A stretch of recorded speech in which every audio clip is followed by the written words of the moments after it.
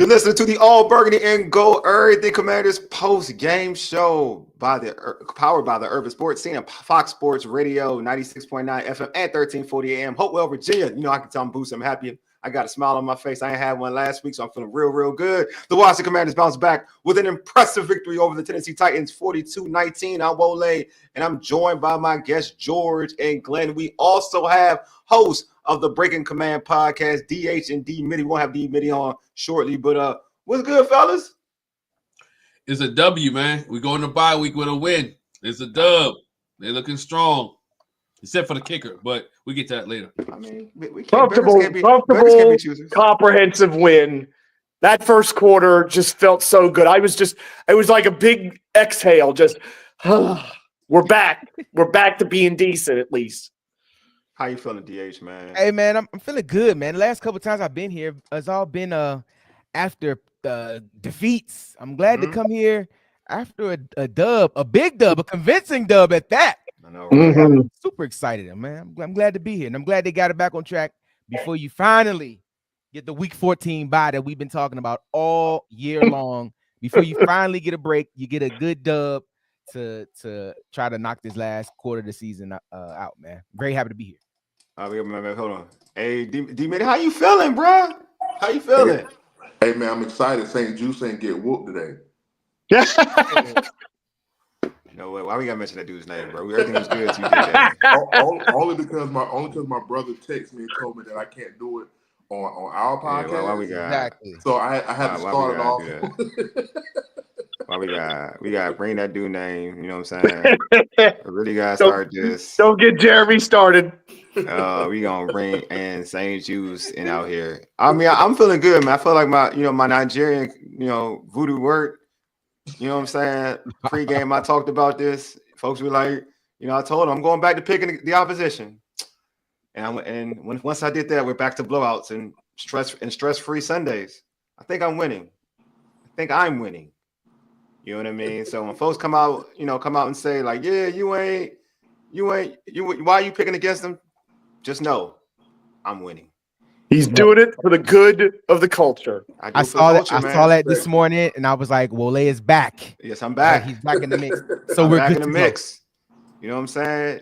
They'd be like, let him cook. Yeah, let me cook because I'm there now. I'm here. I don't gotta do no close. I don't gotta do no one camera shots. I don't gotta do no whatever. I'm back to being cool, chill. I don't gotta be angry. I ain't gonna lose my voice. Feeling kind of good. Anyway, before we get into the game, subscribe to our podcast on Spotify, Apple Podcasts, iHeartRadio, and other podcast platforms. Just search All Burgundy and Gold Everything.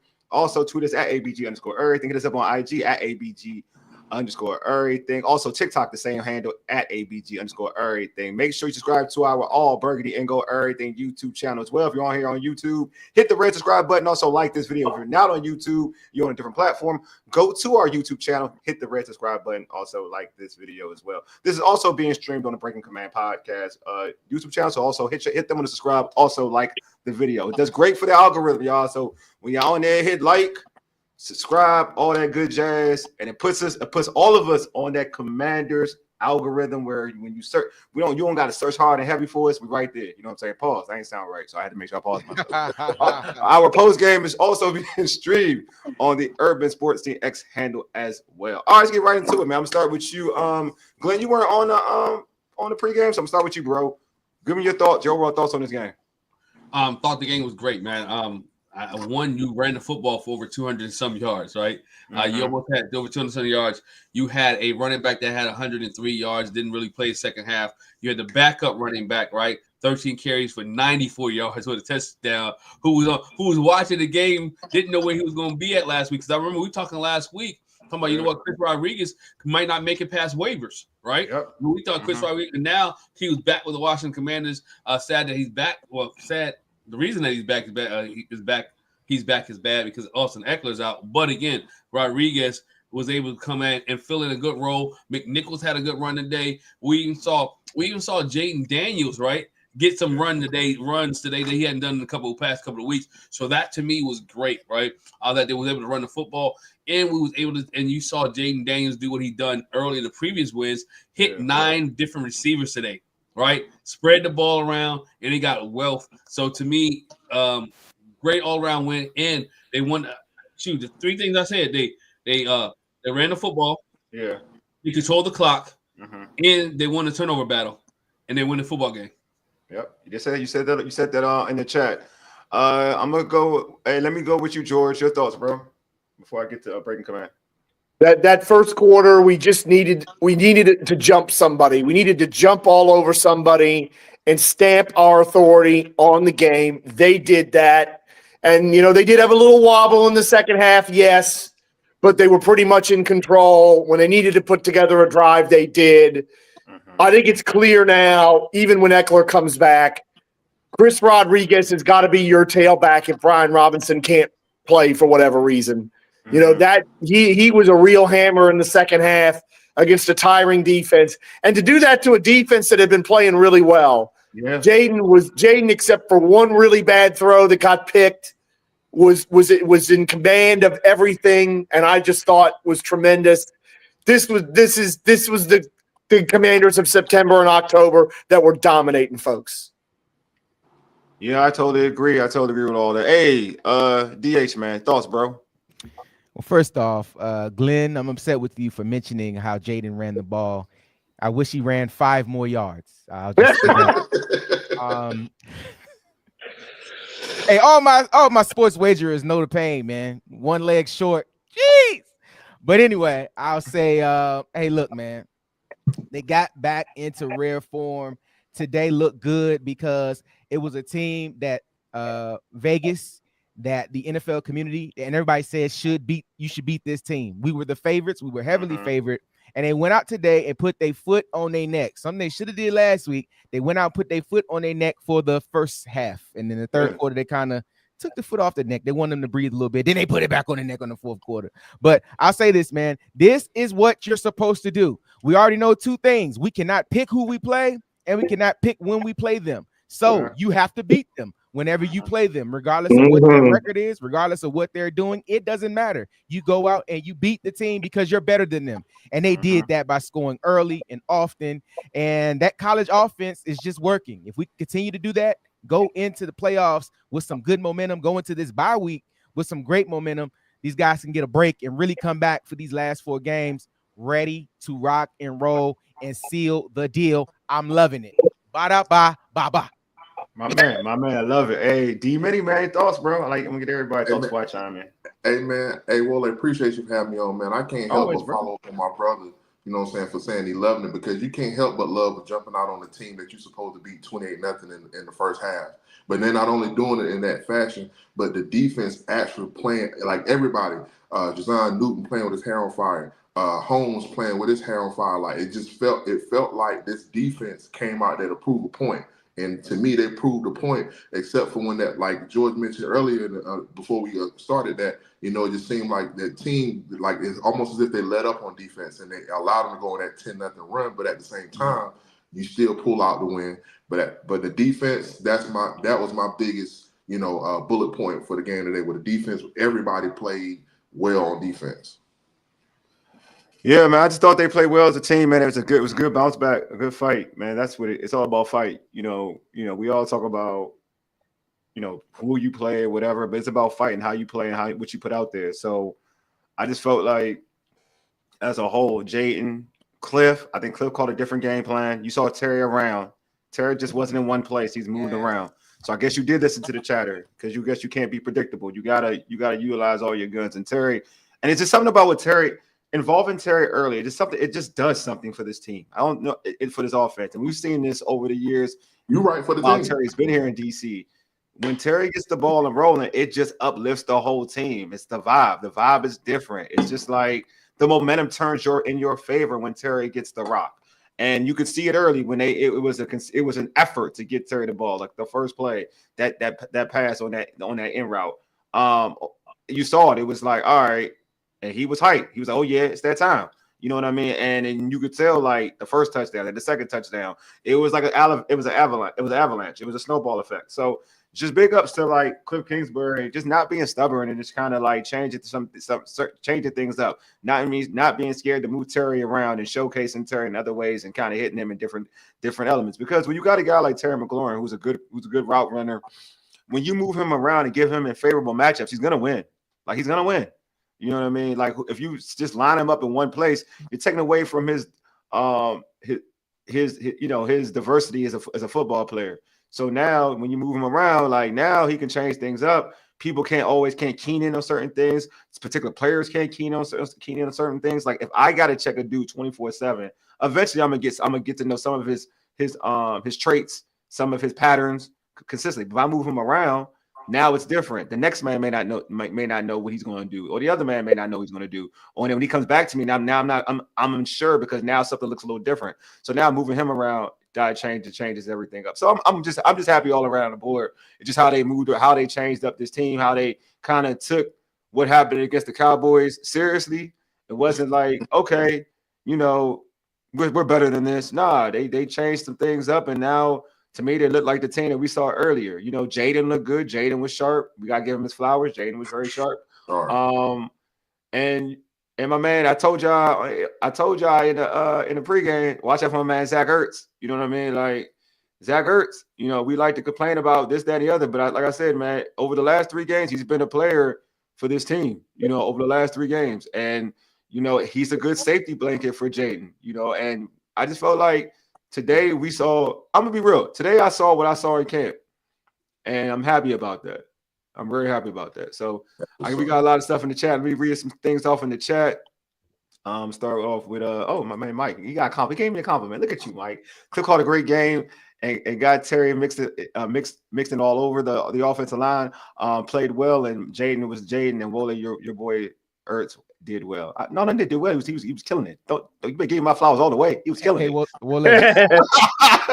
First of all, shout out to Mr. Underwood. That's my guy right there. Mike's cool, man. Look, man. The one thing you mentioned about Terry, right? Terry has been the constant offensive weapon since he's been here, right? Yeah.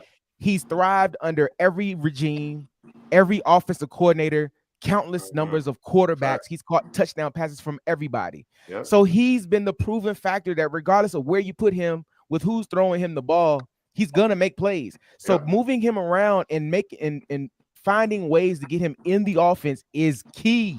And that's something that you have to do every week. You know what I mean? When you have guys going down, and when you have issues at the wide receiver position, you have to put your one and put them all over the field, where it's at the X or the Y or inside at the slot. If it's an orbit motion, if it's a jet sweep, it's a reverse, whatever you can do to get the ball in his hands, because he's proved that when he does get the ball in his hand, like you said, Wole, the team gets going, the crowd gets going. You start hearing Terry chants. They get the vibe. They feel it with Terry. So I love the fact that Cliff listened to the chatter. Cliff heard what everybody was saying and said, "No, let's get Terry the ball." And you can never be in a bad situation when you get Terry McLaurin the football. And to that point too, Wole, it seems like the guys like De'Ami Brown and Noah Brown seem to get more targets too when the defense notice that Terry is getting.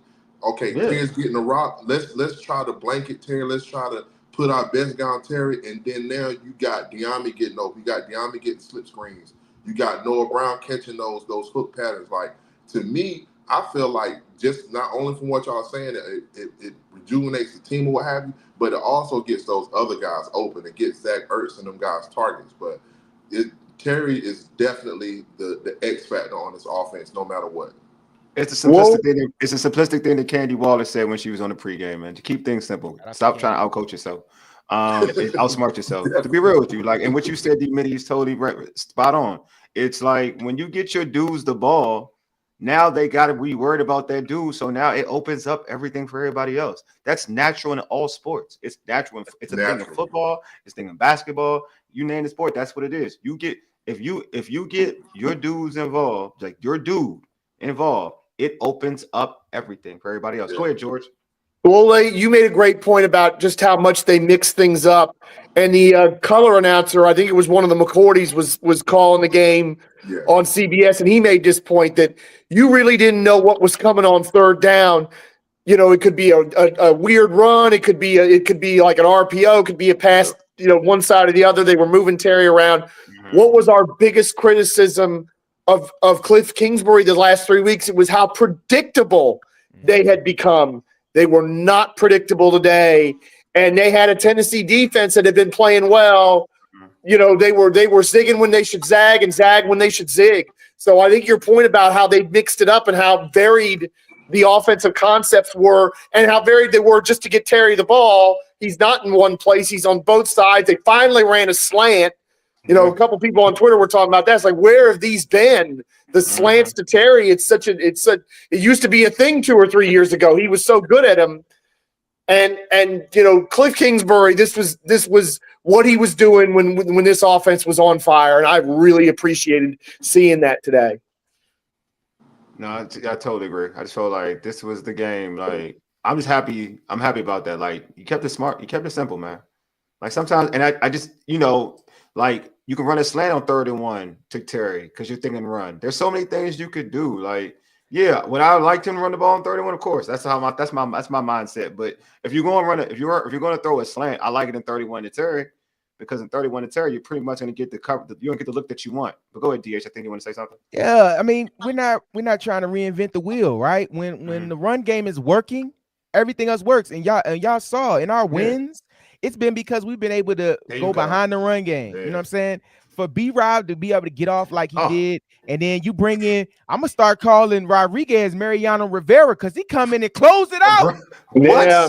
Yo, my pops hit me earlier. He was like, man, he's like, D, I'm telling you this one, and he watching right now. Shout out, Pops. Yeah. He said, D, let me tell you, man, they're gonna give the ball to Chris Rodriguez in the 4th quarter. Watch what I tell you, he gonna close the game out. I said, all right, game plan. So when I hit him up, I was like, you must have had the game plan. You had the script. Because he's right on point with it. That's what it is. And then with the run game, especially when the run game is working, you closing it out. And like we said earlier, man, Chris Rodriguez should definitely be here on the roster going forward, especially with Austin Eckler out. But even bringing the thump, he still has the change of pace. Yeah. And it's very hard on defenses to when you've been getting leaned on all day by Brian Robinson to have somebody lean on you and then possibly bounce it out and still got to respect the run threat of Jaden Daniels. So this team, if they're able to run the ball this time of the year, they're going to be in the game and they're going to be in good situations. And that's what they have to do. Do not overthink this.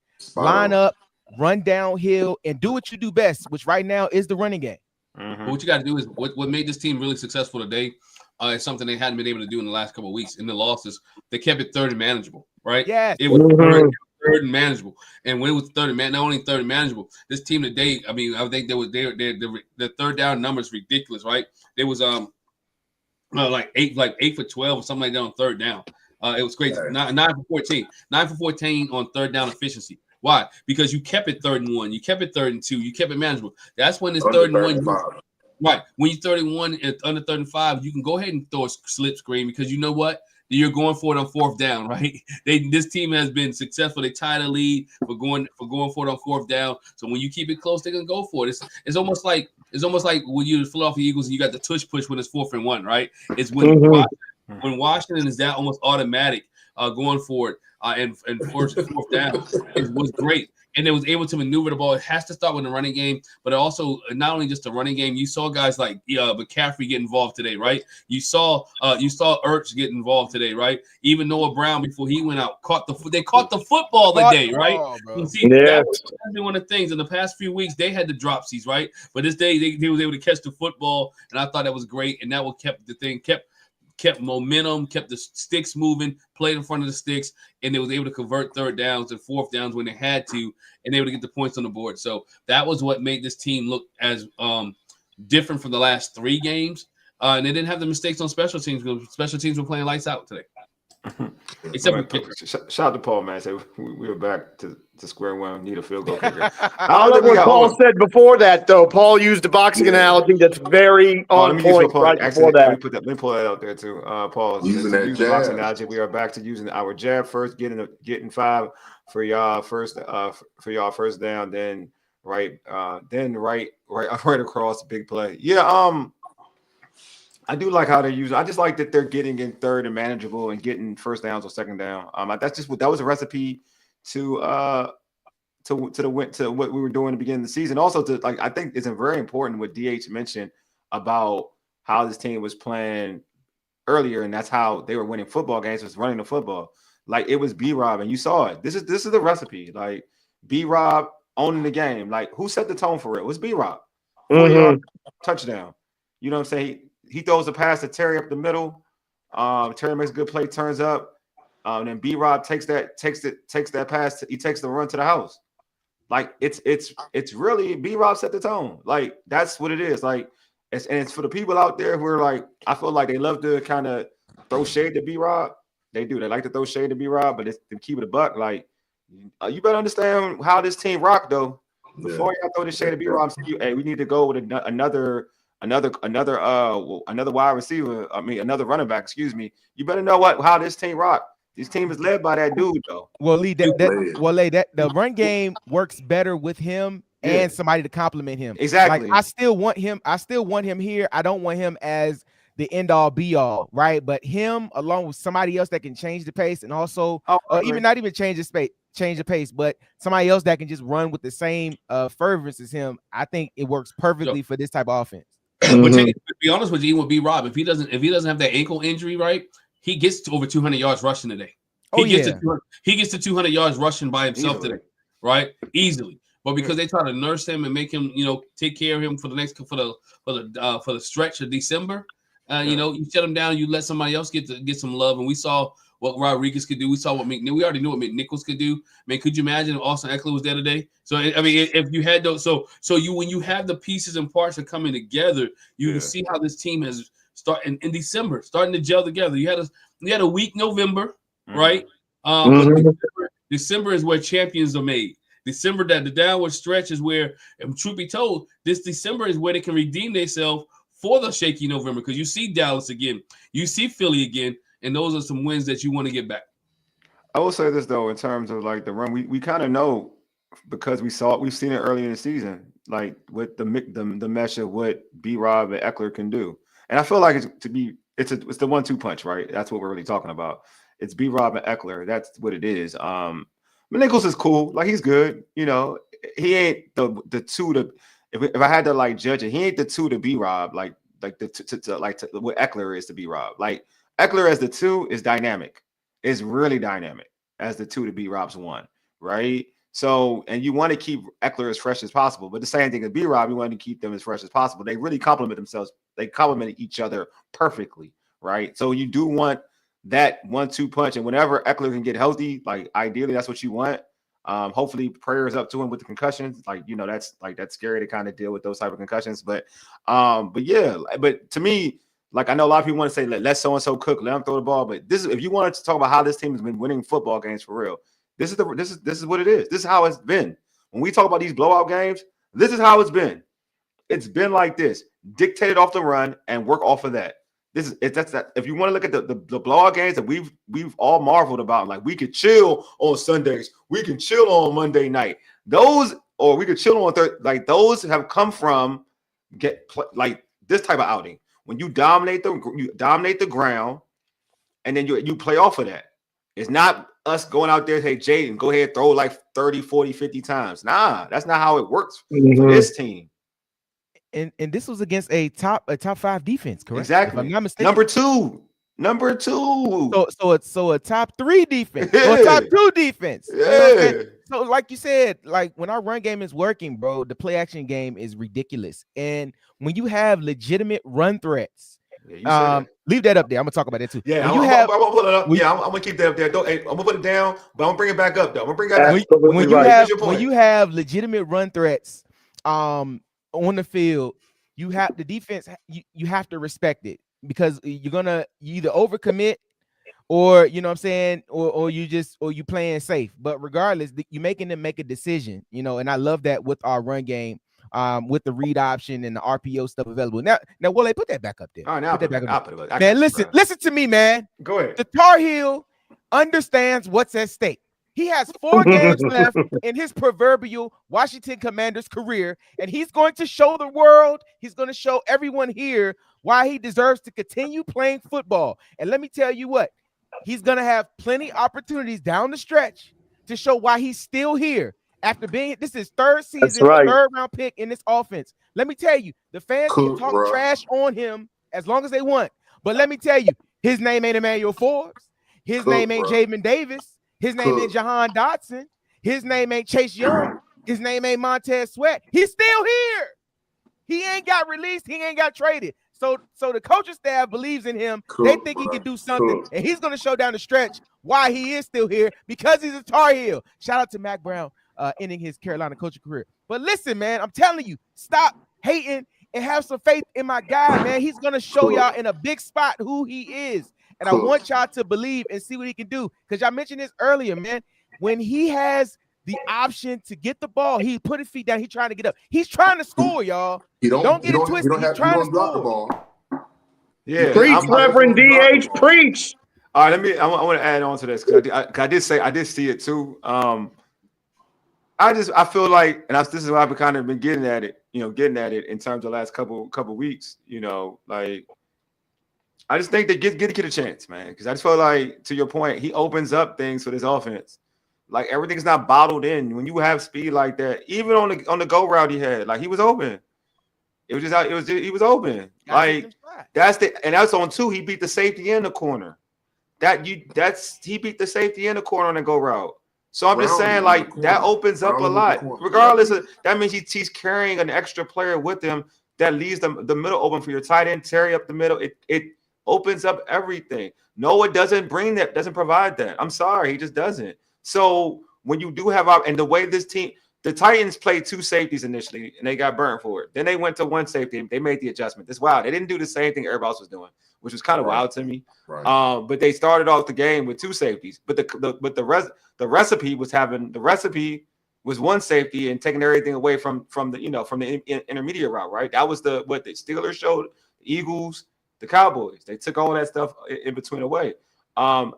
But when they did, like, they made the adjustment. We all talked. They made the adjustment in the second half. So it got a little tougher, right? But then you still saw, like, you saw what they did. Like, they used Diami, and that's because of injury, right? They used Diami over to try to blow the top off, and everything in the middle was open. So it does work better. Like, I'm gonna put this out there as the caveat. It works better because the way defenses are playing this now, it does work better. I'm sorry, having Diami out there is better because he's more of a threat now. That stuff in the middle, it's going to probably be a little bit more open because they're going to be scared to have one safety over top all the time. If they do have that one safety over top, now you're having a cornerback, and this is a lesser cornerback because you're worried about Terry. That's a lesser cornerback on Diami one-on-one on a go route. You got to take your chances with that. Bro, I'm a firm believer that this staff tight end too.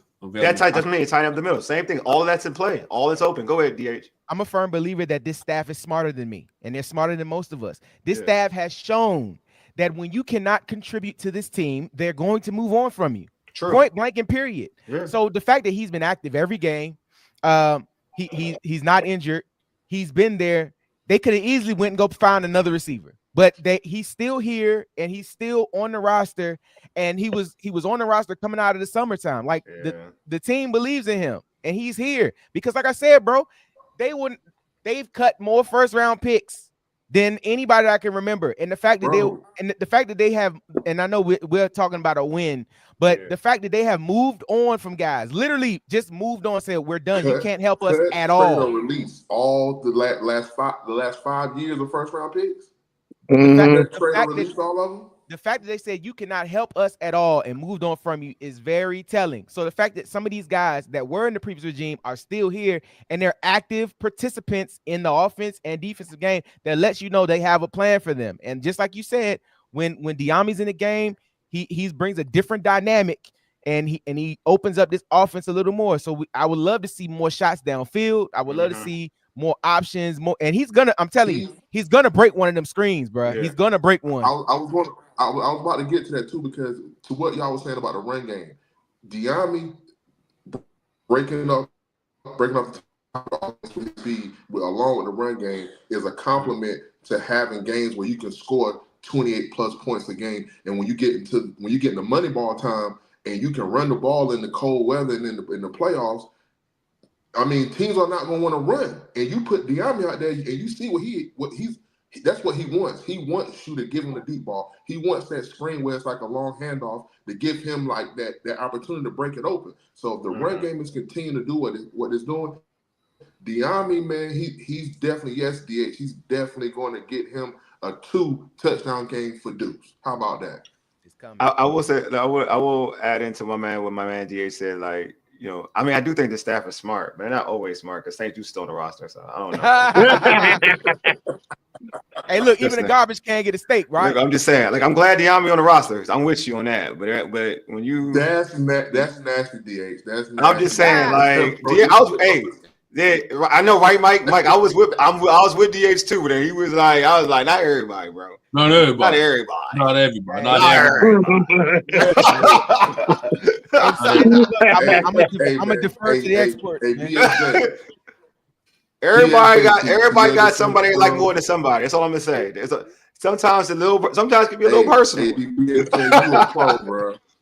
You got to show love to everybody, man. Sometimes you got to keep that one person around. That's the project, right?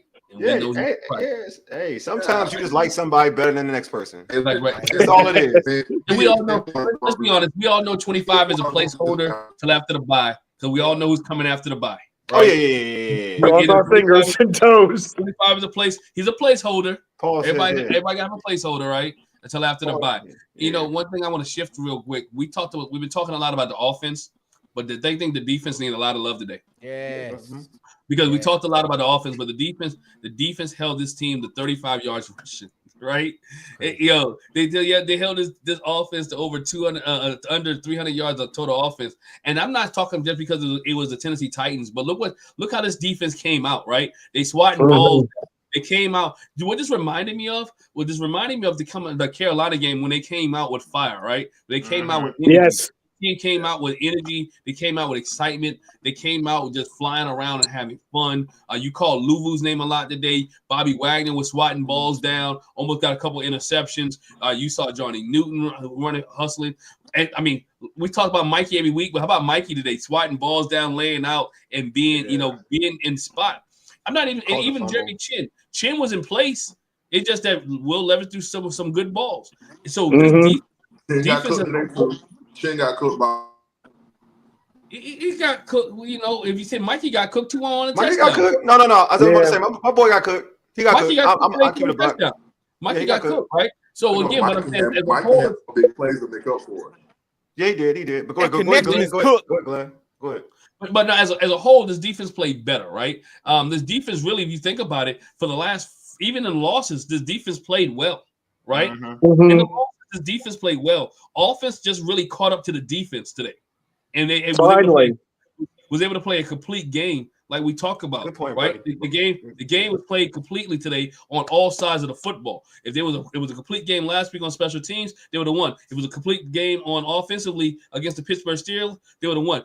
Team, if we really think about it, this team could really be about 10-3 right about now. The 10-3 football team going into the bye. I think they just got cooked in Philadelphia, right? I take the Pittsburgh game. The Cowboys pretty much beat them, though.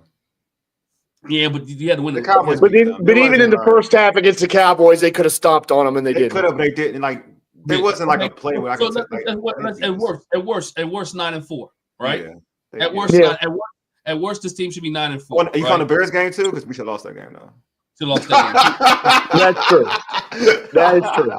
So, just erase my whole point, man. Just kill my whole theory. Right, bro. You're right though. You're right, Glenn. All right, you know what?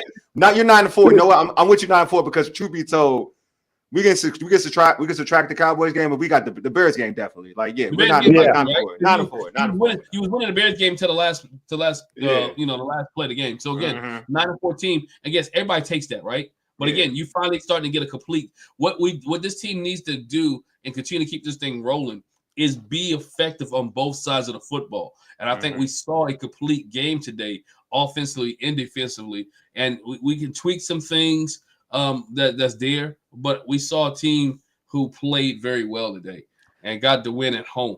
And so you had to run. Hey, Glenn, to your point, man, I want to give you some Scott Steiner math, man. We are 33 1/3 away from being a complete team because offense was on all cylinders, defense was all cylinders, but that special teams didn't show up the way they needed to today with the kicking game, right? If we can play a full complete game with all three phases, of the game being together, we'll be fine, man. And granted, we didn't give up any long returns. We got turnovers on returns. We just mixed the field goal, mixed the field goals.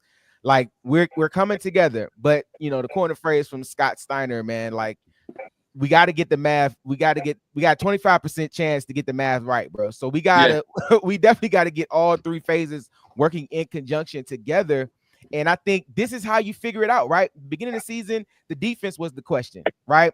They got better. The beginning of the season, the kicking game was a question. And then we got the cyborg, you know what I'm saying? So as these questions, as the season continues on, some of these questions are getting answered. Some of these questions, we know the answer. We just got to study harder, right? But some of these questions are getting answered. And right now, this is the only benefit to having this late bye week. The only benefit is that you're going out on a high note and you kind of know what kind of team you are. And you know what you need to do at this point to finish it out. So that's the only benefit to this late bye week, is that you're getting a break at a key time late in the season where you know what you are and you kind of know what you have to do to finish this thing out. And if we could just get a complete game from all three phases on for 4 games, that's all we need. We can get the job done going into January. Hey, and you know that Scott Stoddard math is Michigan math. Yeah, that's winning math, baby. That's winning math. You know what I'm saying? That's winning math. And shout out to my Ohio State Buckeyes, man. You know what I call y'all. I'm not gonna do that here. Shout out to my Buckeyes. All right, you know what I call y'all for real. But yeah, shout, hey, go blue. Hey, but so I want to tap on what my man DH was talking about, and just going into the bye, man. So how big was the performance going into the bye? I'm gonna start with you, DH, since you brought it up. How big was the performance? Yeah, going into the bye.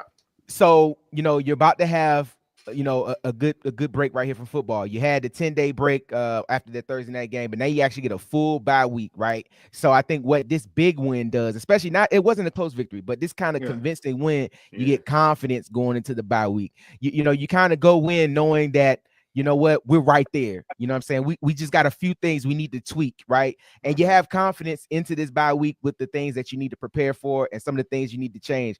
Sending the guys into this bye week with all the confidence in the world and the true feeling that they can actually get the job done. I love this for them. You go into the bye week with your head up, not your head down. You go in the bye week with more answers than questions. And that's really what you need. And get these guys a chance to really get healthy, and really just put in all the effort for this back quarter of the season. I love it, man. This is a big confidence boost for these guys. What about you, Glenn? How big was it, for you as a fan, knowing getting this type of performance and going into a bye week? I mean, as a fan, you're great. You're happy that they got the win, right? You enjoy the win. You want the win because, again, it is miserable when you go on a 4-game losing streak. Do you imagine a team on a 4-game losing streak off of what, if it was 14 days so you can play your next game? It is terrible, right? It will be lights out. This fan base. Can you imagine the fan base in the pot and the news and the junkies and us and everybody else talking about this team if they would have lost today? So as this organization and with the win that and it wasn't just a close win, but it was a major win, right? You took a team, again, we talked about it, the number 2 defense, I don't care who it is, the number 2 defense in the league, and you put 42 up. You could have had 50, but we're not even talking about the 2 minutes field. Could have had 48 to 50 points today on this team, but you pull off the gas. So again, it is big for them to get everybody healthy, to get everybody resituated. The offensive line, we had guys hurt today too. We didn't talk about them. They didn't have the core line that they had today, right? They normally would have the starting line. So you had some replacements in. So it's huge to get a win going into a bye week because you focus on recovery instead of trying to fix things. And that's what you want to do. You want to focus on recovery and not try to fix. D-Mitty, what about you, bro? Like how important was this victory going into a bye? Man, everybody really hit on some real intricate points. My fault. No, you good. Keep going. No, because it just feel like, to me, when you look at the schedule going into like New Orleans and Philly, like getting Marshawn Lattimore back, to me, that helps this defense play extremely better when you get a guy like him coming off of a bye and a win. So for me, I talked about it. The defense really, spoke volumes on how they play, and then to get a guy like Marshawn after is definitely dope for this. Oh, hey, D-Mitty, your server's going out, but we'll get you back in. We'll get you back in, bro. All right, so DH, your thoughts, bro, going to a bye, man, like just having this type of performance. Is it George? I think George. did I get my thoughts? George, my bad. George, my bad. George, your thoughts. No problem. No problem. I said last week that if they win this week, they're going to make the playoffs. Because that 14, I view the 14 days off as something that is almost going to be a panacea. And you come into a bye, you're 8-5. Teams behind you have lost or are losing. And look, they have a schedule where they can win the rest of their games. Mm-hmm. Yes, they got to play better. They got to do some things better than what they've been doing. But they got a schedule where they can win the rest of their games. And let's be honest, one of those road games in New Orleans is going to be like a home game because you and I both know that the Burgundy and Gold are all throughout the South, and they're good, and the Saints are terrible. They're going to take over that Superdome in 2 weeks. So, for me, we're back on the playoff trail. We're back on the scoreboard watching to see what our ops are doing. The Eagles are playing like garbage in Baltimore right now. I just want to point that out. I think this team is going to be a much better football team after 2 weeks off, especially if Lattimore's part of it, which we're all doing this, crossing our fingers and toes for that. But mentally, physically, rested up, but feeling good. It's the confidence that DH and Wole and Glenn have been talking about. They're going to have a lot of confidence, and they're going to be fresh where everybody else is going to be feeling it. Because that's the only good, as like the DH says, it's the only good thing about having a bye this late is that you actually get to be fresh in December when people are just they're already looking at the finish line. Them Saints players, some of them are already planning their holiday. Soon as that season is over, soon as Monday comes after week 18 and they're cleaning the lockers out, what Caribbean island am I going to? Or what Pacific island am I going to? You know what I'm saying? So this is now we're set back up, not to win the division, unfortunately, but to get a good seed in this playoffs and do some business if we can get in there. Teams are definitely quit right now, man. Some teams have packed it in. Some teams are done, even if they're not mathematically out of the mix. Some teams are already done. This is the time where you're not done. You're just getting started. You know what I mean? You know where you are. You know what you have to do. And you could finish. First of all, man, finishing this season with double-digit wins is something, first of all, I never expected.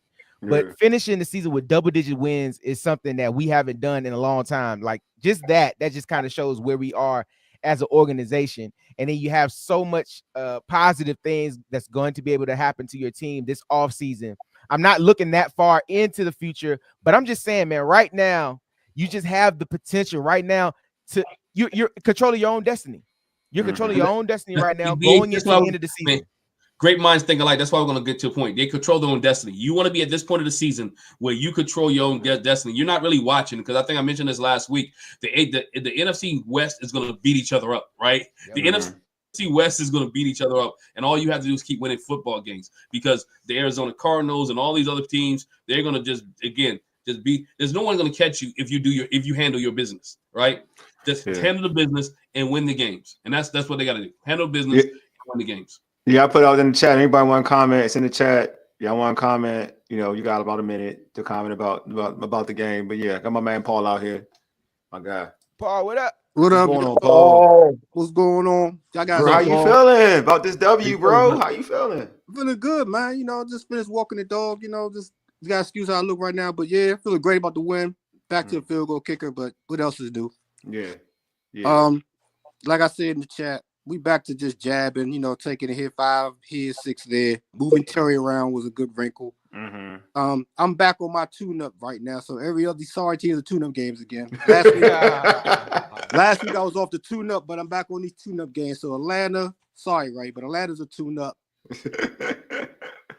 New Orleans. Yeah, New Orleans. Oh, New Orleans is definitely a tune-up game. Okay. That's more like homecoming going away. You know what I'm saying? Okay, I feel you. And then Philly and Dallas. Yeah, Philly and Dallas only 2 tough games. You got Dallas being more tougher than Atlanta, Yeah, Dallas being tougher. Dallas is getting up on a personal reason. They're like, we. I got you. But I respect that. They want to show that, hey, we can play without Dan Quinn with that same enthusiasm. So I got you. They take it kind of personal, but other than that, we got 2 got 2 tune-up games. We got to take care of that. Take care of business. But I do want you to talk about something you said in the chat that I do agree with, the intensity, like playing with that urgency, not urgency. I'm use your language, urgency. Can you talk about that a little bit though? Urgency is when you know that you got to win the game, like you have no other choice but to win this game. You know, we can't play casual. We can't come out there and run our routes lazy. We're not that good. We're not that great at the skill position. Other players are not that great to be casual running a route, to be late here or missing assignments. We have to come out every game and play with a sense of urgency and effort, and we just got to execute. And that urgency was shown by. Go ahead, Glenn. What you say? Now I'm gonna ask Paul a question. Something else you said, another comment you made, man, and I know you put it in the chat. Talk about the importance of De'Ami Brown playing on the other side of Terry McLaurin. You said in the chat, but I know you seem like you had more to say about that. Oh yeah, I was outside. De'Ami brings more like an option where he's more explosive. Like you can like the end around to De'Ami opened my eyes. Like, all right, so Cliff sees him with speed. He's using the speed a lot more. He can go deep. You know, we didn't connect on deep pass, and he can run his certain routes. But he brings that explosiveness to the offense. Like, yo, you know, or he gonna break a screen.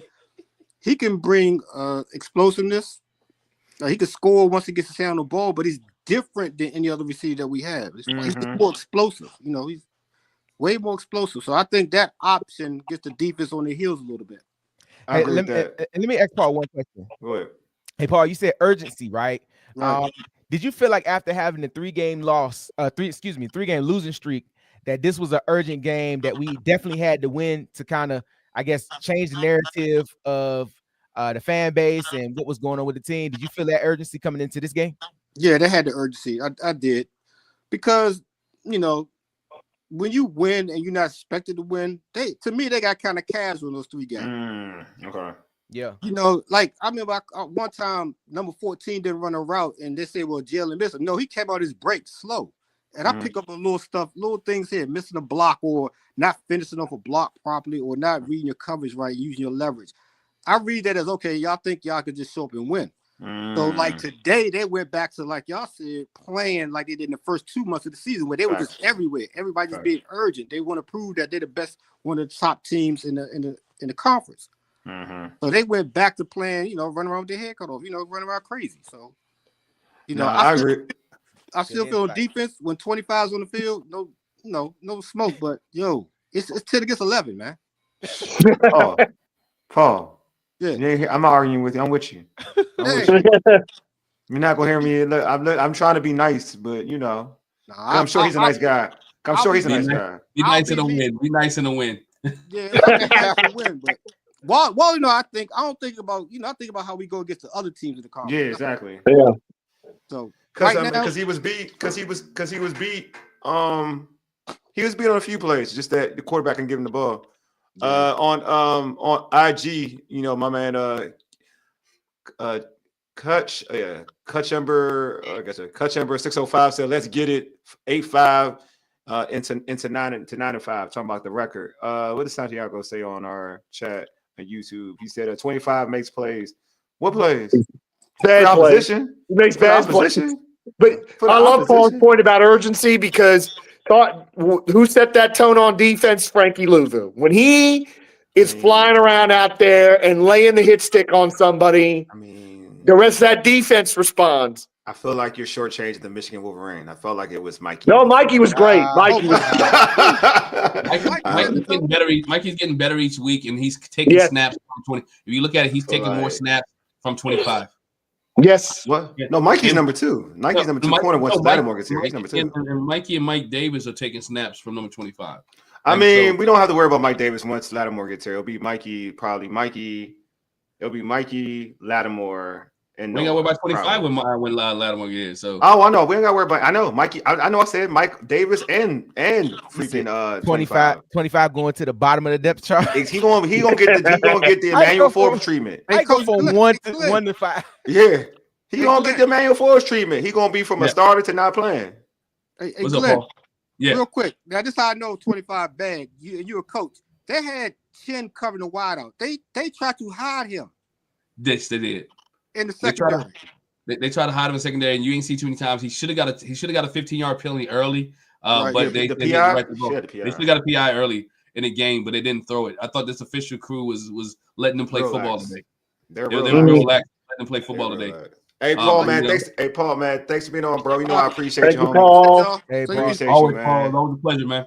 Paul, always cool, man. Always insightful, man. I like insightful fans, regardless if you agree or disagree. I just like insightful fans, and Paul's very insightful, man. Mm-hmm. Watches the game, man. He has some astute knowledge, and he's right. smart because he has faith in the Tar Heel. He believes in Dyami Brown. God. So, That's what it is, DA. Hey, that's what you it know. That's what it is. It's just that you just have to. That's okay. The question, you know, he talks about y'all talk about explosiveness when you talk about guys that can take one home, and take one home, right? Would Washington have been better? I mean, I'm just asking. Don't know, man. Just ask the question. If Curtis Samuel would have stayed and Dyami left, you know what? I mean, better with. They'd be better with. I mean, I like everybody knows I like Dyami, but yeah, definitely Curtis. Yeah, I like Curtis Samuel's explosiveness potential, but I think the way this offense has been coached this year, you already have the same explosive ability with Dyami Brown, but they don't call those plays like that. I think that was the whole knock this throughout the winning streak, is that they didn't call the explosive plays. I do think for what you like to do with the orbit motions and the reverse stuff that they were showing, Curtis Samuel fit well in that because he can carry the football from the running back perspective with the ball. But definitely Curtis Samuel would have fit well in this offense. But this regime already kind of showed us that, you know, I think they're waiting for this year to kind of make the commitments to some guys and make splash signings, because I think this offseason, the only people they signed to a long-term deal was Luvu had a 2-year deal. 3. You know, Cosme extension. Right. But other than that, everybody was on 1-year deals, 1-year kind of prove it deals, help us. I think everybody they signed was like kind of bridge guys to this offseason that's going to be coming up. But I think this year they'll definitely address the needs in offseason. But DH, I like that move, man. To me, that and I'm gonna go back to, we talk. We do like a lot of wrestling references on here, right? Right. And I'm gonna use a Vince McMahon reference because he ain't in the Diddy category yet, right? But Vince McMahon, but it kind of goes back to XFL where you got paid for playing well, right? Yep. And you got a whole bunch of hungry guys on this Washington Commanders team that wants to come back, who are on 1-year deals that they got money to pay for, right? Guys who are playing for money. You got guys who are playing for money who are showing up for a bigger contract, for a bigger, better deal. And that makes this team and makes this organization hungry, make guys want to stay here. And you take guys like free agents, right, that want to come to Washington and play. There's a free agent in Cleveland that plays on the defensive side of the ball, right? that they may want to come here. Defensive end, right? Yeah, defensive end, right? They may want to come here, right? So again, when you talk about those type of guys, and when you start winning and you do a 1-year contract, guys who are hungry, and you got all this money and all this cap space, it makes Washington a place that people want to come. You guys talk about Tennessee. Nobody wants to go to Tennessee, but there's a lot of people out there now that's thinking, but you know what? That DC area ain't that bad. Man, you might as well call our front office Tony Khan, because anybody that's going to be a free agent this year is going to come here and get the bag. Every time somebody leaves the WWE, first thing they say, well, TK going to pay them. Bruh, if you're good, the Commanders will be at the top of your list. So you call us Tony Khan. We're going to throw the bag at you, but responsibly, we'll throw the bag at you. But guys are going to. You can't call us Tony Khan if it's responsibly throwing the bag. You're right. You're right. So my analogy just went to the trash. But you know what I'm saying. You get we got an IG comment on our IG account. That's at ABG _ everything. Kachember 605 said, I agree. The one problem is he could never stay healthy. I think who's he's referring to? I think he's probably talking about Robinson, maybe. Oh, Robinson, probably Robinson. Robinson and Kurt Samuel. Yeah, probably Robinson. But yeah, all right. So I do want to get into something like about. I mean, obviously there was a lot of good today. So and we're staying positive. So we're not going negative. What stood out the most to you all about this victory? I'm gonna start with you, DH. The thing that stood out the most for me, I don't know if it's really a point of reference, but I don't know about y'all, but that first quarter just felt easy. Like that first quarter just felt like they knew what was going on. Like, to score in 3 plays, to really to stop the defense the way they did, and then to score in 3 plays. It just felt the ease of what they were doing. It felt like they quit. It felt like Tennessee had already quit. You know what I mean? Mm-hmm. But I think when you come out this way and you kind of impose your will, games are gonna feel like that. You know what I mean? And I think they did a really good job this week of coming out and just saying, hey, we're better than you. We're going to beat you, and we're going to do what we do. And next thing you know, it's 21 skunk, and, they were asking for a friendly quit, like for real. Because so I think the ease of which they were able to score early in the game was important. I'm going to comment my man Deluxe had. I kind of like to see what folks think. The bye week is when extensions happens for guys like Fowler and Chin. I mean, definitely for Chin. That'd be interesting. I'm all for Chin. Definitely for Chin. Fowler has double-digit sacks now, right? He's at 10.5, I believe. Yeah, he's at 10.5. Yeah. I think Fowler. You can follow the back. Let me take that back. Yeah, let me take that back for both. Yeah, let me take that back for both. Yeah. So I think both could definitely be in line to get an extension. Yeah. And like we said, everybody that had 1-year deals, won't prove it deals. Guys come and they proved it. Chin came and proved it. Fowler came and proved it. It'll be a couple more guys that'll be able to prove it as the season continues. My man, Conchember 605 was talking about Curtis Samuel. That makes sense. I knew what he makes a lot of sense. Yeah, I know what he's talking about. Curtis. Yeah. Is he doing anything in Buffalo? No, he's not in Buffalo. No, they barely used him. Yeah, barely used him. He was in the beginning. He was used, and now he's not used as much. Yeah, they get the gadget plays every once in a while. Yeah, gadget plays. Yeah, that's a good point. That was a good point. He did. Yeah. But his last year, he was healthier than normal. Like his last year, he was healthier than normal. Was that his last year before that? He was healthy. Didn't have anybody give him the football. Yeah, that's true. Very true. But good point. That was a good one. That was definitely a good point. But yeah, I'm gonna go with. Let me go with you, George. What stood out to you the most? I think what stood out to me was just how dominant the running game was, because we've been missing it so much, especially in the losses, but especially the last few weeks. I mean, they were just moving people out of the way on offensive line, getting unbelievable push. There were holes to run through for Brian Robinson, and then for Chris Rodriguez. That was something to see, because we've been, we couldn't run against the Cowboys, about one of the worst run defenses in the NFL, and then to turn around and do that to the Titans was very impressive today. So that's what stood out to me, is just how much they ran it down their throat. Yeah, I like that too, the way they ran it. Before I go to you, Glenn, I'm gonna pull up some comments about the same question. Santiago said the O-line stood out the most for me. Everyone blocked well. Agreed. The O-line was good. Having Lucas and the right tackle look good. They were nasty today. Yeah. I love that, man. Yeah, Cosme always nasty. Cosme getting into it with old boy Simmons. Simmons. Yeah, like being nasty. That's a key to the run game. Yeah, Mike, man, said right tackle, two corners, linebackers, and a solid middle of the defensive line guy will stop the run, and 2 receivers for next season added. Oh, you talking about for next? Okay, you talking about it? So he's got himself a nice little shopping list there. Oh yeah, shopping. You shopping? All right, I feel you. Yeah, I feel like, and Glenn, for you, bro, what was like the thing that stood out to you the most? I'll provide mine. Most of the team is different when Brian Robinson's in the game. Not a lot. That's true. If you look at this week, Brian Robinson stays in the game last week, if he was healthy, right? It could be, and it would have been different.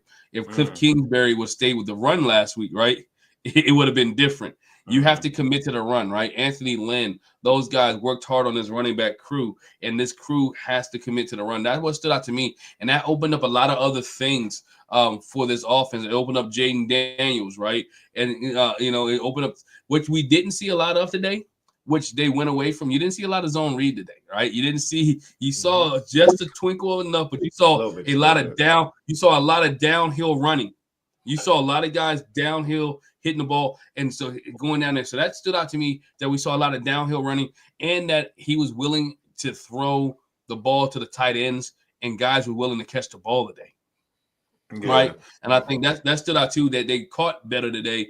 But again, I'm gonna go back to Paul and everybody else in the chat saying, but really what stood out was the sense of urgency, and this team kept it up on all for the first quarter. This team kept it up on every side of the ball. Defense caused the turnover, special teams caused the turnover, and when the offense got the ball, they was effective in the red zone and they scored every single time. And that's what stood out to me. Just the mentality was back, man. The confidence was back. You know what I'm saying? The swag was back. That's what stood out to me. It's just like you believe that you're going to win. You were close. You were finishing drives. You weren't getting field goals, man. No, we talk about like the kicker missing kicks, but beginning the game, we weren't caring about field goals, man. We were going for touchdowns. The only job the kicker had to do was kick extra points, and he did that well. So I like that. I like that mentality. I like having that back. You know, and to me, Jayden throwing the ball in the red zone, I was impressed with. You know, having multiple touchdown passes in the red zone was good. It's just something I just felt like, you know, he looked healthier. I mean, I think he was healthy the last couple of weeks for me, but he just looked more confident. I think confidence is the most important word to use. Yeah, he looked more confident, and I'm glad that he didn't. Like, it's easy, you know, when you're not peaking like you were in the beginning of the season to kind of go like, "Woe is me," but you tell that didn't affect him. You know what I'm saying? Like, this is a game which I'm so happy that the bye week is happening now. Like, he can build on this. You know what I'm saying? Going into a bye week negative, you know, would hurt. Like, you know, I don't care if you got to win. If you had a close game and you didn't play your best game going into a bye week, that would hurt. You know, individually that would hurt. But now going into a bye week, knowing that you probably played one of your sharpest games throughout the season, to be real with you as a passer, forget running the football, as a passer, one of your sharpest games, I think is bodes well. So for me, it was just the sharpness of Jayden. Obviously, like creating turnovers, you know, that was the thing that I like. You know, Mikey, like the way they were creating turnovers, or, you know, Tennessee just giving them the ball, any which way you want to call it, was impressive. Like, you know, because we don't look at this team as a team that really creates turnovers, right? We haven't been that team, but that was impressive. Run the football, that stood out. But I think one that stood out to me was Jayden's coolness. You know, it was like retro Jayden, like, you know what I'm saying? So yeah. I think that would be like, for me, something I would harp on and say, like, yeah, if I said that stood out to me, Jayden being Jayden. You know, I mean? Like, when you said that, made me think about this. Not to cut you off, you saw a lot of him talking to the defense today, right? And it reminded me of old Cam Newton with Cam, like, yo, you watch film too, right? Like Jayden was talking and having a good time playing the game, talking to the Tennessee Titans. And again, 40 minutes, and I don't think we talked about it, 40 minutes of total ball control. They held the ball for 40 minutes today, right? I don't care who you play against. I don't care what team is out there. If you hold the ball for 40 minutes, you're going to win the football game.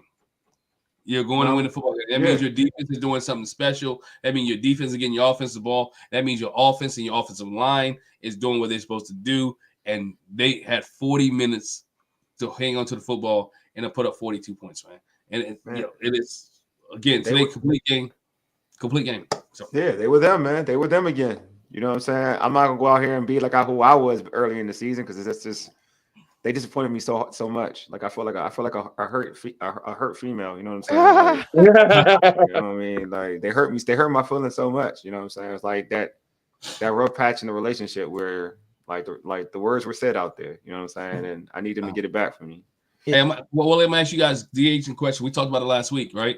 With this performance, is Jayden Daniels back in the Rookie of the Year conversation? He should have never been out. He was never out of it. He just wasn't in the lead anymore. I think he's back. You saw the question should be: is he in the lead now? He's in the lead now. Oh yeah. Yeah, I think so. I think with a performance like this, yes. Especially with the team getting ready to make a run. Yeah. Like I don't know what all Denver's gonna do out there in the AFC West, because they're not gonna. I mean, the Chiefs have found new ways to win football games, and they do every week. So I don't know. I don't know how Denver is going to compete with that, but the fact that we're going into this stretch with some wins, with a playoff push, and you know, I think it's going to help Jayden out to seal the deal as Rookie of the Year. I will say this. I'll add this into that for that question. It will also depend, because he has a Monday night game. Bo Nix. Yeah, it's almost like college football. You have like a primetime game, like for the Heisman. Like he has a primetime Monday night game against the Browns, I believe. Yeah, I think it's the Browns. So with national TV, everybody watching, writers, everything, that will be a telling game. Let me put it that way. If he has a really good game, That's going to be hard. It's going to be and they win because I think they're over 500 as well, and they win, then it's going to be hard because you know when you're a national televised game and that's the last, I believe between the two, that's like I probably would be the last. Jay doesn't have a national televised game after this, right? No, don't have any more national TV games unless we get flex. That Dallas game. Unless we get flex. So unless we get flex, I think Bo Nix is like, if he performs well, I think it'll be hard for Jaden to get it. I won't lie to you because that's just how writers work. It's the last game they see as a whole. But he got 4. I mean, Jaden today accounted for 4. What, 3 passing touchdown, 1 rushing touchdown? Yeah. How many yards did he throw for? 206. Yeah. So it just depends on what Bo Nix does. It's just like, you're throwing. I mean, at the end of the day, we're talking about we're speaking of quarterback play, and they're gonna look at like passing yardage, touchdown passes to interception ratio. So you just gotta look at it that way. By the way, Brock Bowers had 10 for 140 and a touchdown. And that's the thing too. So George, that too. So I wanted to say, I do want to add to what you said prior, George, because I remember watching his game. I was like, oh God, this guy's really the best rookie. It's unfortunate his team's record. It's unfortunate. His degree of difficulty is to your point, he is the best rookie in football. He is. Yeah. I watched another on Thanksgiving night. Friday night. Friday when they played the Kansas City Chiefs. That kid Brock Bowers. Because arguably you can make the argument he's the best tight end in football. Yeah. Well, no doubt. So if you can be a rookie at the best tight end, and with a bunch of tight ends, how many great tight ends we have, George Kittle, all these great tight ends in the NFL, you can make the argument that he's the best tight end in football. Yeah, you definitely can. So, yeah, to your point. Darnell said, I'm curious to see how well Bo Nix plays tomorrow night. Root for the Browns. I agree. That's what I'm saying. That's a game. Broncos are 7-5. Yeah, I knew there were a couple games where 500. They flex in the Eagles. 100%. I agree with that. I agree with that. Definitely. Especially the Eagles. Rookie goes to QBs, right? Yeah, typically. But I mean, we're just saying it probably will go to the QB, but to George's point, he said this before. If you really want to take away quarterback, he said that Bowers is the best rookie, and I'm not going to argue with that. I'm just not going to argue with that. I agree with George. 8-5 entering the bye. How do you win in December? Run game and defense. Agreed. Run game just had their best game. Run game just had their best game, and defense is getting reinforcements. Let's go. I like it, Deluxe. I like Deluxe. I mean, Deluxe. I'm hoping for that too, Deluxe. I'm gonna keep it a bean. I'm hoping for it too, but I will say I have to add too, to be fair, bro. Like they got to show me. They got to show me because I mean, you played it like if you're gonna look at the body of work, you ain't stopping. You have to stop the run. But if you start showing me on a consistent basis, then I'm with you because you're going to see Saquon again. You see B. John Robinson. You're going to see B. John. Yep. You're going to see some talented backs, bro. You're going to see some talented backs coming up. So we'll see. I'm not gonna call the Cowboys, even though they're right, because what they let happen earlier should not be happening. So I'm not gonna call the Cowboys due to a good running back. But you're also gonna see quarterbacks that like to turn the ball over. Kirk Cousins has 4 picks today. You know what I'm saying? Mm-hmm. Derek Carr is a walking turnover. He enters the game +1 on the interceptions. You know what I'm saying? So the defense will have some opportunities to show what they can do best, and it's shown lately that the defense can take away the ball in crucial situations with punching it out. I'm about to say, I'm about to say that interception. Like, no. Okay, if you're talking about because you're using quarterbacks, those quarterbacks are interception dudes. Yeah, we don't catch them. Yeah, no. The defense can punch the ball out. All right, yeah, we're good then. You saying it like that, then I'm good. Defense can punch the ball out, and they're ferocious. They're ferocious at getting to the ball, and we see that today. They kind of were very explosive and very excited getting to the football.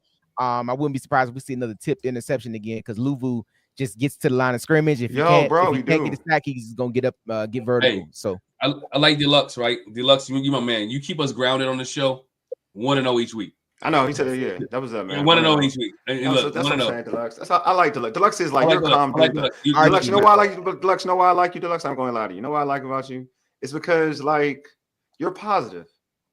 You're very, very positive. Yeah, Arch is very positive, man. Yeah, and you're very, very positive. Man. You're almost like not as bad as D Mitty, but you're like D Mitty positive. Not as bad as D Mitty, but you're like D Mitty positive. Oh, you know what I'm saying? I respect that. I do, because I'm negative. I can be very negative at times. I know me.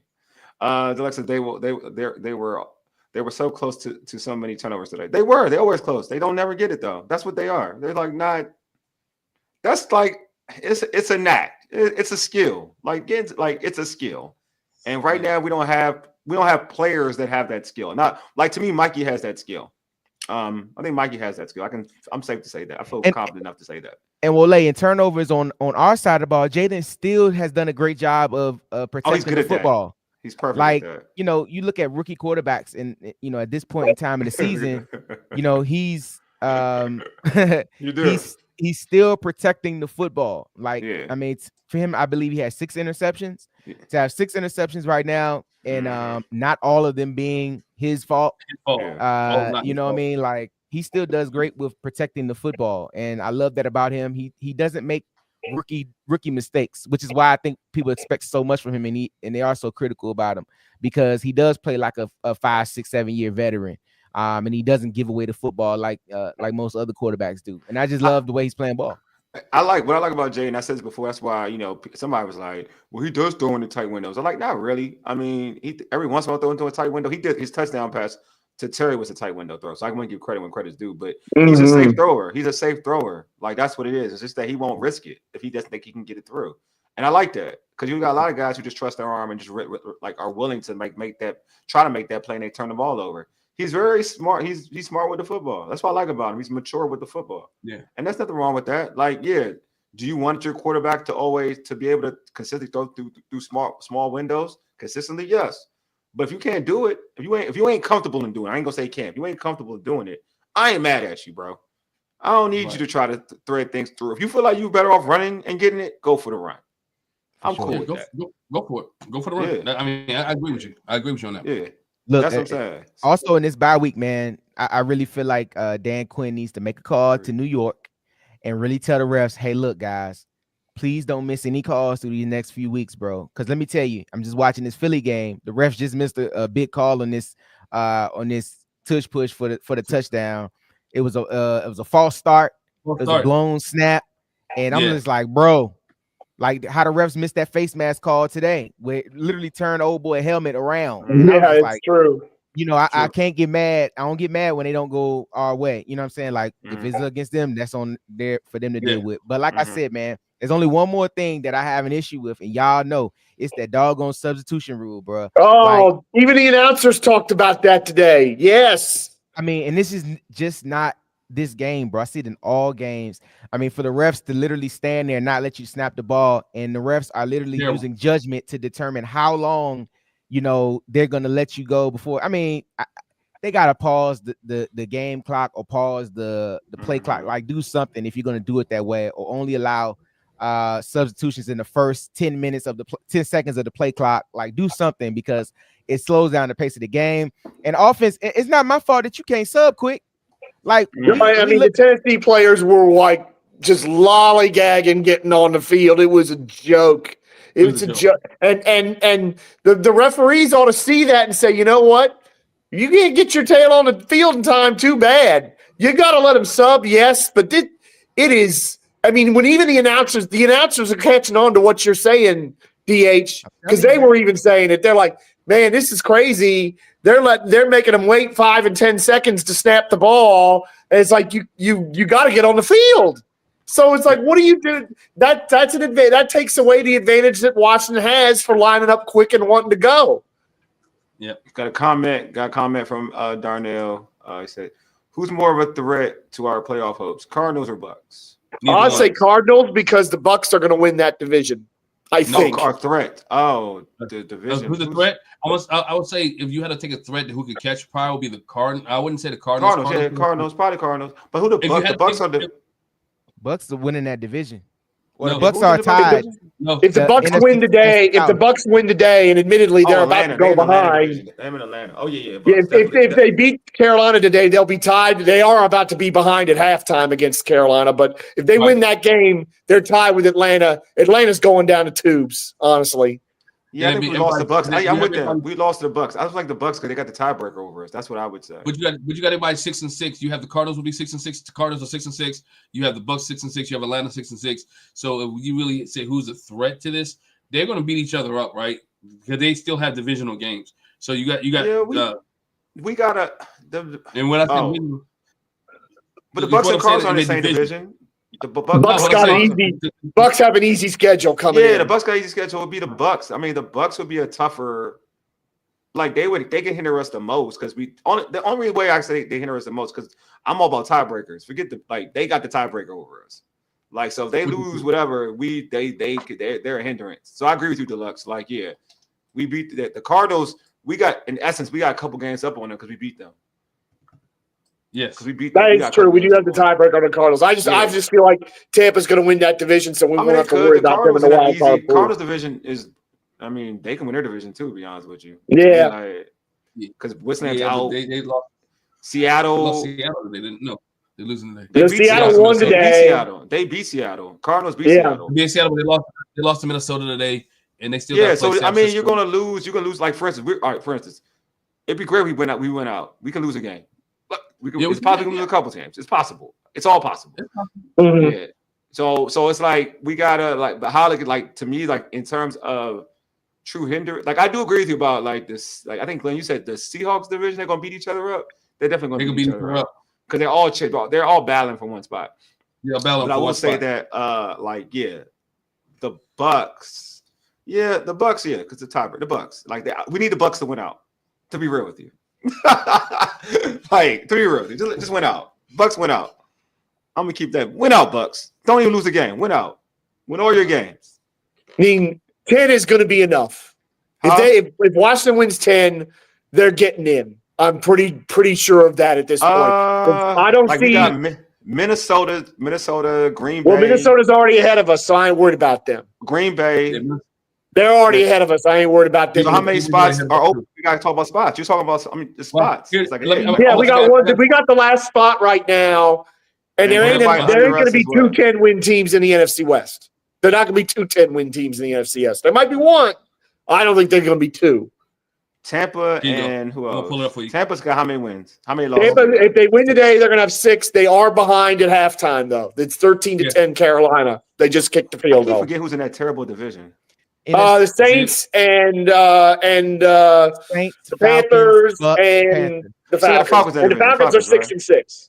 Yeah. Yes, it's on the side right there. That is the playoff watch we got right now. All right, you got it. All right. Seattle, they're division leaders. Oh, they're division leader now. Yeah.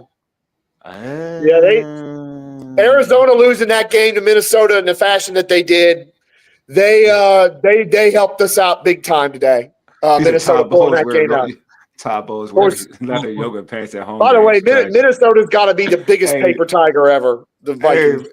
They know how to win, man. Sometimes just like the Chiefs, man. They know how to pull it out. Pause. Man, they are a paper tiger. Sam Darnold's clock has struck midnight about a month ago. George, you keep saying that, but they keep winning. That's what's so funny. I don't care. They're not very good in Minnesota. I don't care. It's just like the team that lost. Let me remind you, they did this too with Kirk Cousins, and then they lost to the Giants in the playoffs. George, just like that team.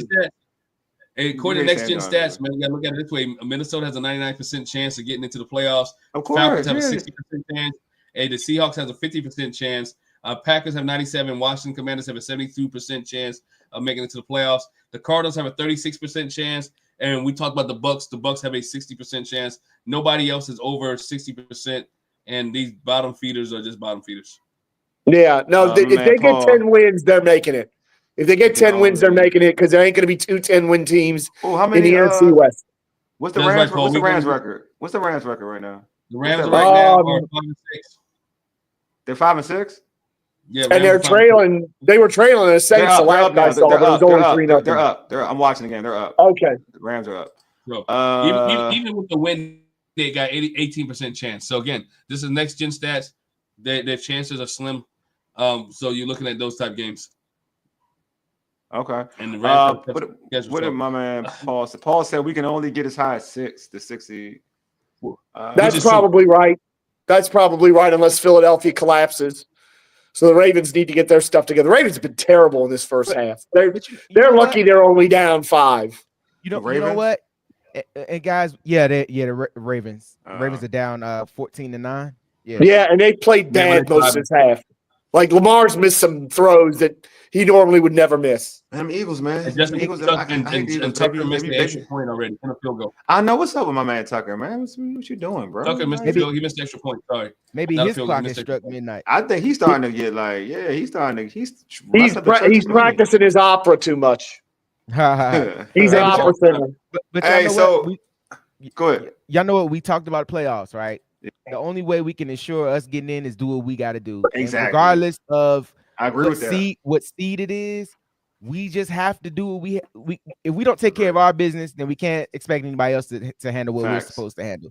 True. So we take care of our business, do what we're supposed to do, and everything will work itself out. You enter the dance, and you never know what could happen. You're gonna go on the road, man. I'm look, and if we have an opportunity to put those black jerseys on, put them on. We play with a different swag when we wear black, bro. Truth be told, now to be fair, we can wear the black jerseys, but I also have to pick them to lose. That's the swag comes from me. Whatever's working, let it work.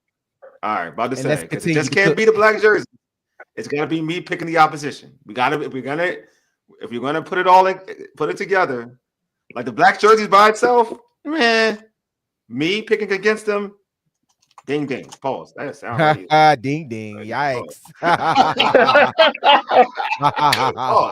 Pause. Reckless, man. You something tired. Reckless, man. All right, so y'all, quick. The game ball, man. I'm gonna start with you, Glenn. Who get the game ball? Yo, who gets the game ball for me? I give the game ball to Brian Robinson. I thought he set the tone with the 40-yard run, with a 40-yard touchdown run. I thought he set the tone today with that, and I thought that was a good thing there. Yeah, I like that one. Brian Robinson would get my game ball too. George, game ball. Frankie Louvu gets my game ball. Was awesome today. A couple sacks, tribal chief, late, just whack some people early. Yep, put your ones up for Frankie Louvu. Game ball. Yeah. Paul, what you, Glenn? B-Rob. DH, game ball. Hey, man, my game ball goes to Terry McLaurin. Terry is the heart and soul of this team. He's the heart and soul of this fan base. He's well liked, but even more loved. And when Terry gets going, and when Terry gets targets, and when Terry is a focal point at this offense, he does well. I think that is the formula to keep going forward. And Terry gets my game ball for today. He put him in reverse. Before we end the show, and because you mentioned, I already said B-Rob, but I like to keep saying I told folks so, because I kind of like doing that. And you mentioned Terry. All y'all folks who kept saying he ain't a number one, y'all looking real dumb. I just want to say that because y'all was yelling that thing real loud. Y'all looking real dumb right now because he ain't just a number one. He right now he like a top 3 wide receiver. Right now, we didn't talk about the limited targets, but yards and the touchdowns. Now look at with touchdowns. He almost had 1,000 yards this year. He's at like 900 yards. This already. And look at the touchdowns and look at the touchdowns he has now too. Yeah, that was kind of. It took him 17 weeks and 30 seconds to get 1,000 yards. Right. And touchdowns was kind of thing that wasn't his calling card. Yep. Like, he's getting touchdowns now. And he has a couple multiple touchdown games too, bro. I love that for him. Yeah, just saying. Yeah. Y'all saying that. Y'all trying to get him traded to and everything. Saying I was saying, That's the one thing I never subscribed to. When I heard people talking about that, I never subscribed to getting rid of Terry. I never subscribed to him not being the number one. I always was 100% sold on Terry McLaurin because he's done nothing but prove himself throughout whoever's been here. So I never subscribed to that. But a lot of you fans fell for it. A lot of you fans fell for it, man. Yeah, man. It felt hook, line, and sinker. All you got to do is get on a good quarterback, and things happen when you have a good quarterback throwing you the football. Because he was doing it with think about it. He was doing it with subpar quarterbacks. Let's be honest, right? With subpar quarterbacks, and now you have a solid quarterback. Even in the beginning, remember after the first game, people were getting ready. They were because they didn't want to blame the rookie. They didn't want to say it's a rookie quarterback trying to get himself situated. Nope, it's got to be Terry's fault. It's got to be Terry. He's not getting open. I was like, okay. Yeah. But even though y'all saw the clips when he was open, but he just wasn't getting the ball, and I was like, all right. And I wasn't blaming the rookie quarterback. Got the CVS style receipts on all y'all. Oh, I got y'all. I got all of y'all. I know who y'all are. I know exactly who y'all are. I'm just saying, I wasn't even trying to be hard on I wasn't even trying to be difficult with the rookie quarterback. I wasn't. I would just say he a rookie. That's expected. But y'all was like, nah, he's open. Terry he ain't open. Terry can't get no separation. I was like, Okay. Now, how y'all talking about that now? Y'all be quiet, man. Y'all like roaches. Y'all like roaches when the lights come when the lights come on. You know what I'm saying? Roaches. You know what I'm saying? Real talk. It's all dark. You know what I'm saying? Y'all don't see when the lights come on. Y'all start scattering and stuff. I'm gonna keep it a bean. Y'all like, out here. Like I grew up poor, so I can talk about roaches. But yeah, like I'm just telling y'all, like y'all real funny. You know what I'm saying? That's all I'm saying. But yeah, full screen for hate. Nah, I ain't gonna do that, Paul, because I just want. I'm gonna be mild with it, because they know who they are. I told y'all already, man. I say it every week, but when DH put it out there and said he deserves a game ball, 2 touchdowns, I was like, y'all, some of y'all nasty work people. That's all I'm gonna say. Y'all nasty work. You know what I'm saying? Y'all real nasty work. You see, I'm going to need media bozos to give us our credit. They need to stop with this Bo Nix, rookie of the year talk. We had a brief hiccup, but Jaden is rookie of the year without a doubt. A lot of fans switched up. Never me. I'm gonna give Bo Nix his flowers. He has been balling, bro. Like, yeah. So it's not. It's close. It's I'm close. fair to say it's close. It's He's close. 7. Like they're over 500 too. So we can't. We're gonna keep it. No one thought Denver would be at this. Just like us, no one thought Denver would be at this record. So if you're in Denver, you're saying something. If you're in Denver, you're saying something totally different. You know what I mean? Compared to us, like that's all I'm saying. So, but I get it. Like, I mean, I feel like today Jaden put himself back up into lead as the rookie of the year. But I acknowledge that it's close though. I won't say that it's not a close race. And don't forget, like rookie of the week is a fan vote thing. So I don't never get in rookie of the week. That's a fan vote there. Yeah, and that Browns defense is tough too. Like, he'll get. I mean, out of all, we were talking earlier about all the teams that could pack it in and could kind of give up. The Browns ain't quit. They're not quitting. And their team that Jameis won't let him quit, baby. I love Jameis. Jameis is not gonna let him quit. And truth be told, man, if you're looking at teams that really like, and I love this because players on the field, they don't care about what you about to do in the offseason. They don't care about your draft position next year. Yeah. They playing for pride and they playing for themselves. And having Jameis Winston there, he's getting them fired up every week. And they're gonna go out there and play and try to beat these teams. The same way they showed up last week to do that against Pittsburgh. They're gonna try it again this week against Denver. And some of these players, when people talk about tanking, right? Some of these guys are playing for incentives. Some of these guys are playing for extra money. And I'm not talking about little money. Some of these guys are playing for big money. Yeah. Whether it's an extra catch, whether extra yard, whether it's a couple more tackles. Some of these dudes want to get paid. So everybody ain't tanking for the betterment of the team. Some people looking for their paychecks, for the extra bread. So he's definitely a game manager. Tom Brady was a game manager too and got like some awards too. So he's definitely a game manager. Early Tom Brady, not like late Tom Brady. Early Tom Brady. I'm gonna clarify that. Early Tom. Part of being a quarterback is game management. Yeah. So I mean, I'm not mad at you. Coach, you got to get Sean Payton is not a bad coach, right? Yeah, that too. Definitely. That does play a part. I'm just saying, like the races. I'm just saying the race is close. I get we can go any which way with. I'm just saying the race is closer than what people like. It's a close race. So if you want to go which way, I'm not going to be like, oh, how dare you? But to George's point, the best rookie's probably in with the Raiders. So FYI. Yeah. You know what I mean? So, but yeah, man, appreciate y'all for tuning in, man. Great day again, Washington. Like this, like old. It's like old school. 2024 Washington Commanders. It's like amazing. Like I can relax. I can have a good Sunday. I can do whatever I want. I'm not, I'm not drinking anymore for a while, so I'm not doing that. But I'll be cool. Probably drink some green tea, sit back, watch the football games. So I appreciate y'all, man. I appreciate y'all to watch the Commanders for bringing a smile to my face. Because Lord knows y'all been trying to get me stressed out for no reason. For no reason. All right. Anyway, y'all make sure y'all subscribe. To all of our social media platforms, which is Spotify. Our podcast platforms, which are Spotify, Apple Podcasts, iHeartRadio, and other podcast platforms. Just search All Burgundy and Go Everything in terms of our social. Tweet us at ABG_everything on X and hit us up on IG and TikTok at ABG_everything. Also, like our All Burgundy and Go Everything Facebook page. Hey, if you're on YouTube right now, hit that like button right now for this video. Hit the like button. Also, hit that red subscribe button. I mean, we need that love. Hit that red subscribe button. Also on the Breaking Command podcast, do the same thing. Hit that red subscribe button. Like the video, man. Again, y'all like it. Y'all comment. It's good for the Commanders algorithm. That's what I'm calling it. What you want to say? Wednesdays, man. That's our day for the Breaking Command podcast where we drop a new podcast. Go ahead. And then Wednesdays at 4 p.m. we have the afternoon kick with myself and Rio Robinson where we go live for your drive. You can listen during traffic. We give you all the latest and greatest Commanders news. So you get another option on your evening drive home So make sure you follow the Breaking Command YouTube page, man. So much great stuff on there. And as y'all go up, we keep going up too, man. So we appreciate y'all. No problem, bro. My man Darnell said, "Oh yeah, we enjoy you guys giving us our hey man, appreciate you, man. Appreciate you, man. right. Appreciate you too, bro. We love doing That's right. And command this podcast. What's going on, fellas? Dope podcast, bro. They Yeah. got dope. Steven coming. They got real dope podcast. Hey, said Chris Rodriguez ain't going nowhere. He's a better natural runner than B-Rob. Okay, to me, all right. He has happy feet. He hit that like, oh man, appreciate you, homie. Appreciate your love, man. I do know what I mean. I like B-Rob more, but I think I like B-Rob more, but I think Chris Rodriguez, to your point, is a natural runner. That's why I get pissed off that he can't make the active squad. I ain't gonna hold you. It pisses me off, and I hated that he got released. Obviously, he was on the practice squad.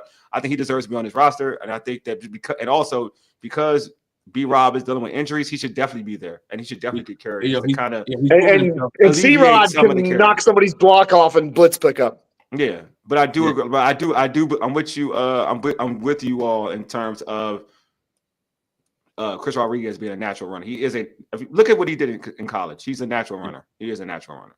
But yeah, appreciate y'all for chiming in, tuning in. We appreciate y'all. Appreciate the love. Anyway, you've been listening to All Burgundy and Go Everything, powered by the Urban Sports Scene, Fox Sports Radio, 96.9 FM at 1340 AM, Hopewell, Virginia, for ages. You dig?